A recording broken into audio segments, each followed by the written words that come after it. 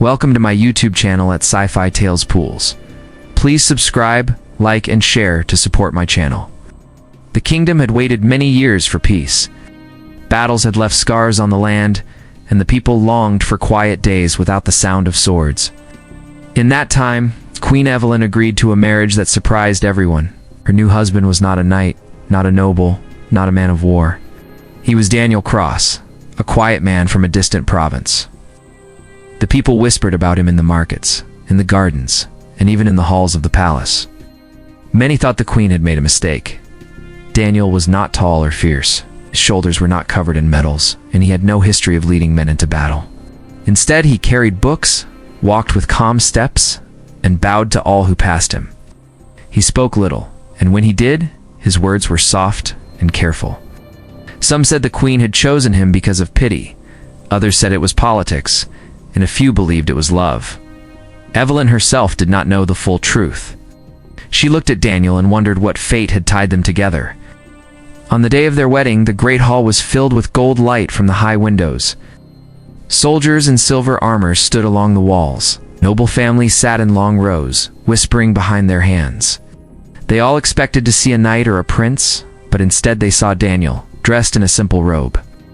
His head bowed as he took the queen's hand. Evelyn felt the weight of their stares, but she also felt something strange when she looked into his eyes. They were calm, steady, and carried no fear. The vows were spoken, and the crown was placed upon her head again. But now, she was not only a queen, she was a wife. The people cheered, though some voices were thin with doubt. After the feast was over, Evelyn and Daniel walked together in the garden. She asked him if he feared the judgment of the court. Daniel only smiled and said that silence was stronger than words. His reply puzzled her, but she did not press further. Days turned into weeks, and life in the palace returned to its rhythm. Council meetings filled Evelyn's time, and every day she heard the same whispers about her husband. The generals did not trust him. The lords mocked him in secret. Even her ladies-in-waiting asked why she had not chosen a man of strength. Evelyn defended him with calm words, but in her heart she wondered if they were right. Yet Daniel never seemed to notice the scorn. He walked the corridors with quiet grace, studied the old maps in the library. Sometimes Evelyn found him in the gardens at night, staring at the stars as if he was reading them like a book. When she asked what he saw, he only said, "The future always waits for those who are patient." The queen began to notice small things. His steps were too balanced for a man who claimed no skill with a sword. His eyes followed the guards in the courtyard with the focus of someone who understood discipline. His hands, though gentle when he held hers, carried the scars of long practice. Evelyn asked once about those scars, but Daniel said only that the past was heavy. He preferred not to place it on her shoulders. As time passed, Evelyn found herself both comforted and troubled. She admired his patience, his steady presence, and the way he listened without judgment. Yet she could not shake the feeling that she knew only a part of him. Sometimes she caught a glimpse of something stronger, something hidden beneath his calm voice and quiet smile. The people continued to whisper, the nobles continued to doubt, and the generals continued to watch him with suspicion. But Evelyn kept her questions locked in her heart. She was queen, and he was her husband. Whatever secrets Daniel carried, they were his alone. But fate had already written more for them than either could see. The quiet man was not what he seemed, and the day would come when the truth would shine brighter than the crown on her head. The days in the palace grew heavy with tension. Rumors moved faster than truth, and every whisper seemed to circle back to Daniel. Nobles said he was unworthy, the generals said he was weak, and the servants said he did not belong in the great halls. Queen Evelyn tried to hide her worry, but she felt the weight of their words each time she sat on her throne. She could not deny that doubt touched her too. During council meetings, the lords pressed their anger harder each day. They spoke of unrest in the borderlands, of soldiers gathering under banners of rebellion. They warned that enemies outside the walls would soon strike, and inside the walls, there was no unity. The council's eyes often drifted toward Daniel, who sat quietly beside the queen. He never argued, never defended himself, never answered their mocking words. He only listened, as if every insult was just another passing wind. The generals laughed at him openly. They boasted of their victories, of scars won in battle, and compared them to his silence. One night in the banquet hall, a commander raised his cup and said, "A man who cannot fight cannot lead." Evelyn saw Daniel's calm face in that moment. Ah, he did not answer. He did not frown. Instead, he lifted his own cup and quietly wished for peace. Many laughed louder, believing they had proven their point. Evelyn lowered her eyes, torn between shame and confusion. But she began to see things others missed. Daniel walked the palace with eyes that seemed to study every stone, every doorway, every guard post. He bowed with respect to every soldier, but his gaze lingered on their armor and weapons as if he weighed their strength. At night, when she could not sleep, she sometimes saw him slip from their chamber and vanish into the gardens. Once, hidden by shadows, she followed, as she found him in the courtyard beneath the moon. He held a wooden staff, moving with quiet grace. Each motion was steady, sharp, and balanced, like the rhythm of a hidden song. Evelyn did not step forward. She stood in silence and watched, her breath caught in her throat.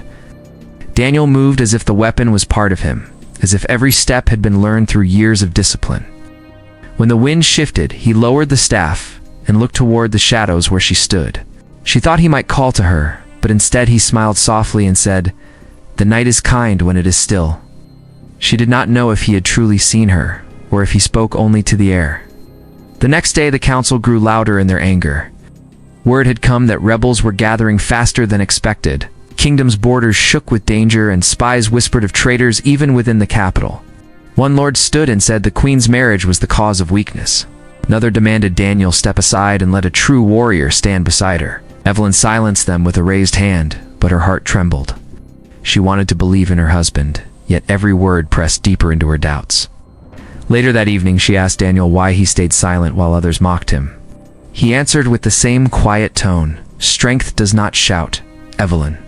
Strength waits until the moment it is needed." She looked at him and felt both comfort and unease. His words were soft, but they carried a weight she could not fully understand. The days turned darker. Reports came of villages burned, roads broken, and caravans robbed. The rebels moved closer with each passing week. The council grew desperate, and the generals sharpened their swords. Evelyn walked the halls alone at night, wondering if the marriage she had chosen was a mistake. Yet each time she saw Daniel, she found him calm, steady, and watchful. He still studied the stars from the garden, tracing lines in the sky with his finger as if they carried secrets. When she asked what he searched for, he said, "The sky remembers what men forget." His answer puzzled her, but she could not deny the calm it gave her. The palace held its breath, waiting for the storm to come. Evelyn feared that when the storm arrived, her quiet husband would be swept away by it. What she did not know was that Daniel was not waiting for the storm to pass. He was waiting for the moment to rise with it. The warning came on a cold morning. Riders rushed through the gates with torn banners and broken voices. The rebels had crossed the river and were marching toward the capital. The council was called at once, and the great hall filled with fear. The lords shouted, the generals slammed their fists, and the servants ran from corner to corner. Queen Evelyn sat on the throne, her heart heavy, her crown shining under the pale light. Beside her, Daniel sat in silence, his hands folded, his eyes calm. The generals demanded more soldiers, more weapons, more gold. The lords argued over who should lead the defense. Many voices rose, but one voice cut through the noise. A lord with a sharp tongue declared that the rebellion had grown strong, because the queen had chosen a weak husband. He pointed at Daniel and said the kingdom could not stand with such a man beside its queen. The hall fell silent, all eyes turning to Evelyn and Daniel. Evelyn's lips tightened, but before she could speak, Daniel rose slowly from his chair. He did not shout, he did not answer with anger. He only bowed his head and said, "If peace must be won, let it be won." His words confused the council, and the lords laughed. They thought it was proof of his weakness. But Evelyn saw something else in his eyes, something steady and unbroken. That night the palace grew restless. Guards ran along the walls, preparing for battle. The people in the city gathered their children, hiding food and water. The sound of fear filled the streets. Evelyn walked alone in the throne room, her steps echoing in the emptiness. She wondered if the kingdom would fall, if the marriage she had chosen would end not only her crown, but also her people's hope. She searched for Daniel and found him in the garden. The moonlight fell on him like silver. In his hands was not a book, not a map, but a sword wrapped in cloth. Evelyn froze at the sight. Daniel slowly unwrapped the blade, and it shone like fire in the night. Its edge was sharp, its surface carved with marks that looked older than the palace itself. She stepped forward and whispered his name. He looked at her with calm eyes and said, "The time I waited for has come." Evelyn's breath caught in her throat. She asked where the sword had come from, but Daniel only said it had been his burden and his gift since before they met. He lifted the weapon with steady hands, and though his arms were lean, his grip was strong. In that moment, Evelyn saw not the quiet man she had married, but a warrior hidden beneath silence. Before dawn, the rebels struck. Traitors inside the city opened the gates, and enemy soldiers poured through the streets. Flames rose, steel clashed, and cries filled the air. The palace shook as the first wave reached its doors. Guards fought bravely, but the enemy was many. The throne room soon filled with chaos. Evelyn stood in her armor, ready to defend her crown, but fear gnawed at her heart. She turned to Daniel, expecting him to stand behind her, quiet as always. Instead, he stepped forward. In the heart of the throne room, before the eyes of his queen and the soldiers, he drew his sword. The sound of steel rang like thunder. The rebels paused, as if the very air had changed. Daniel's calm face held no fear, only purpose. Evelyn stared in shock as her quiet husband moved with a speed she had never seen. His blade flashed, striking down the first soldier who dared to step forward. The room erupted in battle. Daniel fought like a storm breaking free. Every step was measured, every strike true. Soldiers fell before him, one after another. He did not waste a single motion, did not raise his voice, did not falter. Evelyn could only watch as the man she thought meek revealed a strength greater than any knight in her army. The rebels cried out, shaken by the power of one man. Whispers spread even among the enemy. Who was he, this quiet husband of the queen? Daniel did not answer with words. His sword gave the only reply, carving a path through the tide of battle. And as the fight raged, Evelyn felt her doubts burn away. The man she had wedded was no mistake. He was the shield she had never known, the hidden strength her kingdom had needed all along. The throne room shook with the clash of steel and the cries of men. Smoke drifted from the burning city outside, slipping through the broken windows. Queen Evelyn stood near the steps of her throne, her heart racing as she watched Daniel fight. His movements were not wild but precise, each strike finding its mark. He did not look like a man carried by rage, but like a man guided by years of discipline. Soldiers who had mocked him only days before now stood frozen. They could not believe that the quiet husband they had laughed at was the same man who cut through enemy ranks with unmatched skill. The generals who had doubted him found their voices caught in their throats. They saw how he held the sword, not with pride but with purpose, and how the rebels fell one by one before his calm strength. Evelyn's breath trembled as she saw him move with such grace. She remembered every moment he had been silent, every night he had walked the gardens, every scar she had once questioned. All of it now made sense. He had carried this secret because the time had not yet come. Now the truth was laid bare in front of all. Daniel was not weak, not ordinary. He was something far greater. The rebels, once fearless, began to falter. They shouted to one another, trying to rally their courage, but their eyes betrayed their fear. Many had expected to find a queen standing alone, easy prey for their blades. Instead, they found a man who fought like a legend come to life. Daniel's sword sang through the air, its edge catching the light of the burning city, and with each strike, another enemy fell. Evelyn stepped forward, lifting her own blade to stand beside him. Daniel glanced at her only once, his calm eyes meeting hers, and in that look she found more strength than any words could give. Together they faced the tide. She struck with the fire of a queen defending her people. He struck with the silence of a man who had waited his whole life for this moment. The hall became a storm of steel, but within that storm Daniel stood as its heart. His presence steadied the guards who had been losing hope. They rallied behind him, their fear fading as they followed his lead. Shouts of despair turned into cries of courage. The battle began to shift. When the last of the invaders fell, the throne room was littered with broken weapons and bodies. The air was heavy with smoke and sweat.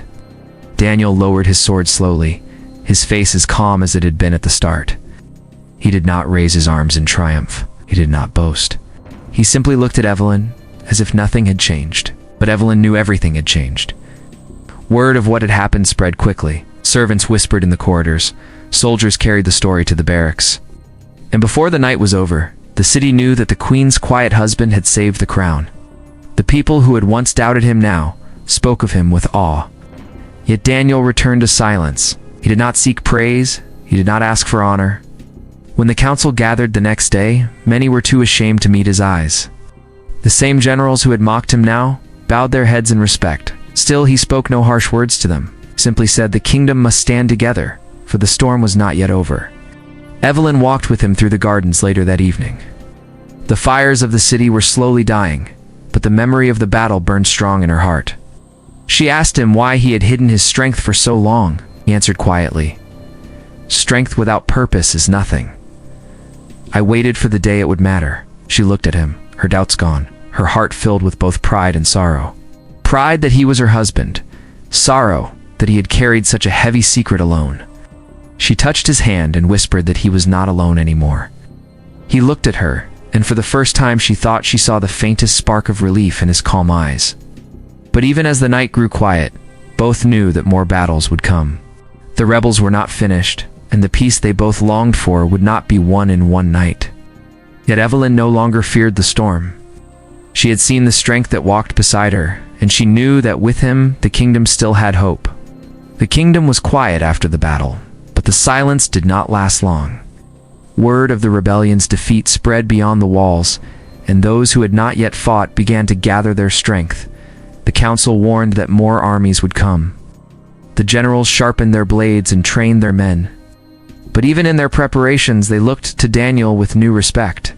Queen Evelyn walked the palace halls with a new sense of certainty. She no longer wondered if her marriage had been a mistake. She had seen the truth with her own eyes. The quiet man she had wedded had stood against an army and turned fear into hope. Still, she worried about what he carried inside him. He lived without pride, without anger, but also without rest. In the days that followed, Daniel spent time with the guards, not to command them, but to guide them. He corrected their stances, showed them how to steady their breathing, and taught them that patience could be stronger than speed. The men listened, for they had seen what patience and discipline had done in the throne room. Even the proud generals lowered their heads and accepted his advice. The people in the city spoke his name with reverence. Children whispered stories of the quiet man who had drawn his sword when all seemed lost. Mothers prayed for him, and fathers told their sons to learn from his courage. For the first time in many years, hope spread through the kingdom like fire through dry fields. But Daniel did not bask in this hope. Each night he still walked the gardens, sword in hand, moving with the same calm practice. Evelyn watched him often, standing in the shadows as she had once done.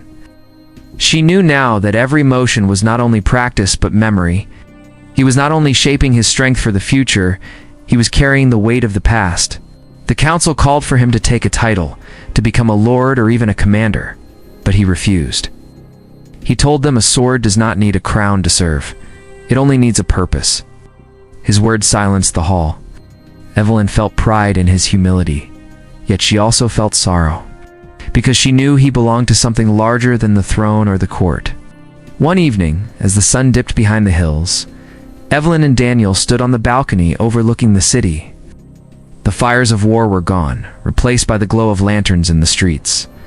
She asked him if he would ever lay down his sword. He answered that a sword is not only steel, it is a promise. Promises cannot be laid down, only kept. She reached for his hand and told him that whatever burden he carried, he no longer carried it alone. He looked at her with quiet eyes, and for the first time, allowed himself a small smile. It was not the smile of victory, but the smile of a man who had finally found someone who understood him. When the next rebellion came, the kingdom did not tremble as before. Soldiers stood firm, the people held their faith, and the council no longer quarreled. They knew they had more than a queen. They had a protector whose strength came not from pride or rage, but from patience and silence. Daniel stood at the gates, sword in hand, not as a lord or commander, but as a man who had chosen to defend his people. The battles that followed were fierce, but the kingdom endured. With Evelyn's courage and Daniel's hidden power, the enemies broke and scattered. Peace slowly returned, not through treaties alone, but through the example of a queen and her quiet husband. In the years that followed, songs were sung of Evelyn the steadfast and Daniel the silent blade. Children grew up hearing how he had once been doubted, how he had been mocked, and how when the hour of truth came, he had risen with strength no one had imagined. Daniel himself never sought those songs. He lived as he always had, calm, humble, and watchful. But to Evelyn and to the kingdom, he had become more than a quiet man. He had become a legend whose silence was louder than any battle cry. Thank you for watching and being part of our community.